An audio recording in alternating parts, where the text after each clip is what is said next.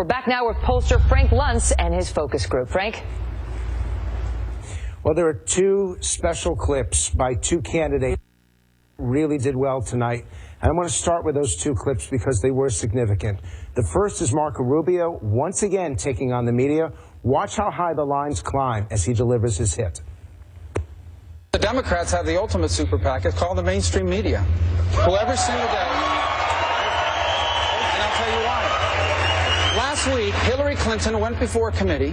She admitted she had sent emails to her family saying, hey, this attack in Benghazi was caused by al-Qaeda-like elements. She spent over a week telling the families of those victims and the American people that it was because of a video. And yet the mainstream media is going around saying it was the greatest week in Hillary Clinton's campaign. It was the week she got exposed as a liar. It was the week that she got exposed as a liar. So I want to find out from our group, who had a positive reaction to that clip? Raise your hands. It was one of the highest dial clips. What was significant about it? Why did it grab your attention? You all applauded. Even though you were watching television, you applauded. Why? Yeah, it was bold and it was truthful. It is like a super PAC. Well, Cruz started it, and then he jumped on board, and then it went from there, and then that was the turning point when they all were together against the moderators. I also liked it when he called out Hillary for being a liar. I was really tired of hearing the mainstream media say what a great week she had last week. She was proved to be a liar.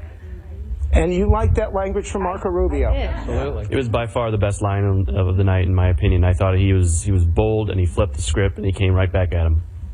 As a veteran myself, I appreciated the fact that he shined the spotlight on Hillary and how they've been covering for her in regards to our soldiers' deaths. Now, I've been talking to you all for a couple hours. I just want to I didn't know you were a veteran until now. I want to thank you for your service.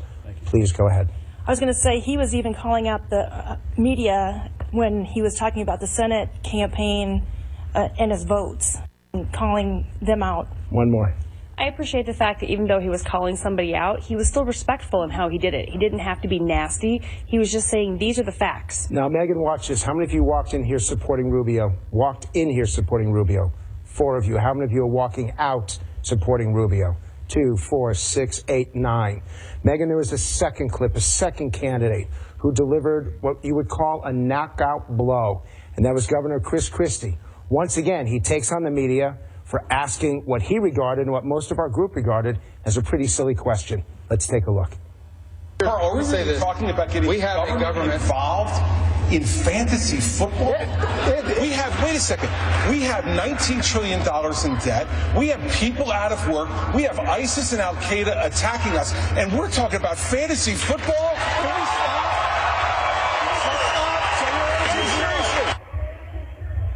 One of the most powerful moments that he encapsulated the frustration of the audience that was listening at the debate and our focus group here in Iowa. What was so strong about that? Because it's true. There's much bigger issues to be talked about than fantasy football. Joe. I feel like it was the moment for me that I just went, this is a clown show. It's just a complete mess, and we're talking about issues that are just completely ridiculous. Christie was a complete pit bull. He took the reign. He said, you know what, enough is enough. This is childish. Let's talk about real issues. Karen.